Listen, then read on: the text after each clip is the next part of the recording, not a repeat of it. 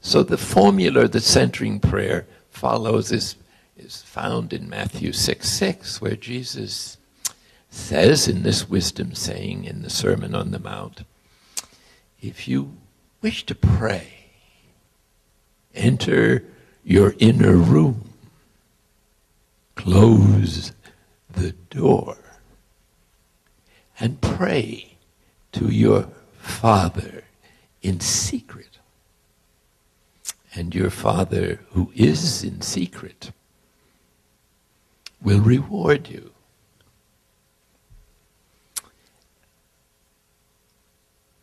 Notice the 3 stages of this formula. External silence, letting go of our ordinary psychological awareness, which is preoccupied with the cares and news and turmoil of everyday life. It invites us to take a vacation from this preoccupation. We suggest maybe 20 minutes to a half hour twice a day to be immersed in this interior silence.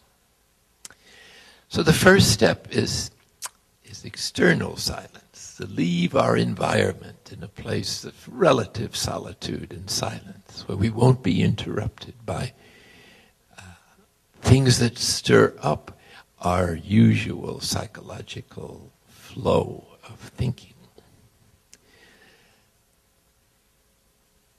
And then Jesus suggests closing the door. This isn't just an exhortation to stick it out till the end of our agreed upon interview, but it suggests turning off what Castaneda called so appropriately the interior dialogue. This is that conversation with ourselves that goes on night and day, 24 hours a day. That is our commentary on people and events entering and leaving our lives and our emotional reactions to it. So it's sometimes noisier than living next to a compressor. So to let go of all our commentaries suggests entering into this level of silence that might be called stillness. It suggests letting go of our expectations for this interview with the mystery within us and within everyone else.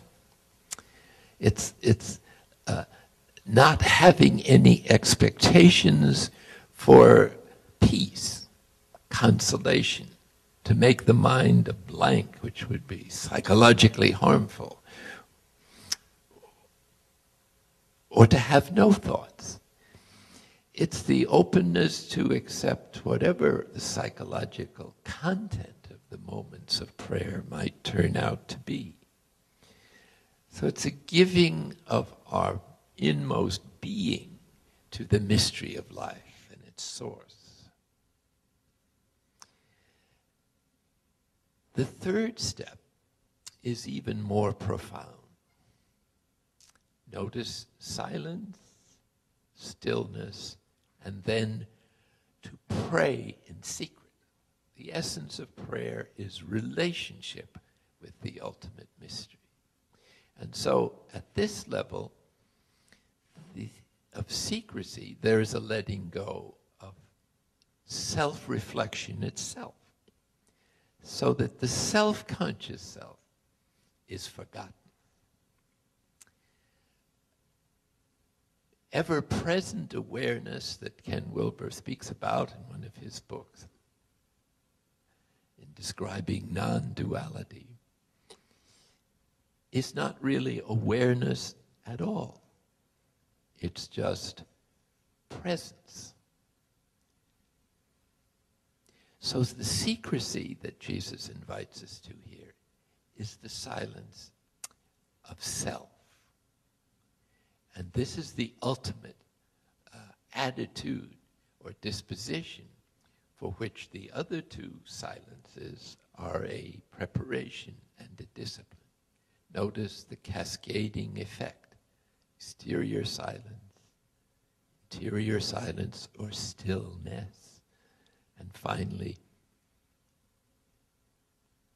secrecy or just silence. This is the movement towards being, a letting go of doing in order just to be. A movement of nothingness, that is, no identification, or at least over-identification with the self. So it's a letting go even of our self-identity as an attachment. So it's a movement into no fixed point of reference for what we have come to know as ourselves. Radical conversion.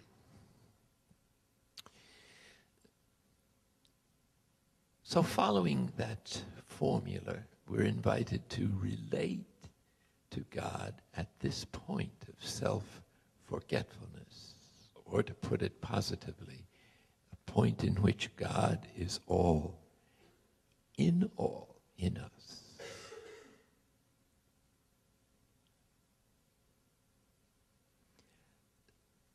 So centering prayer is just a few details to support this movement into deeper and deeper levels of silence.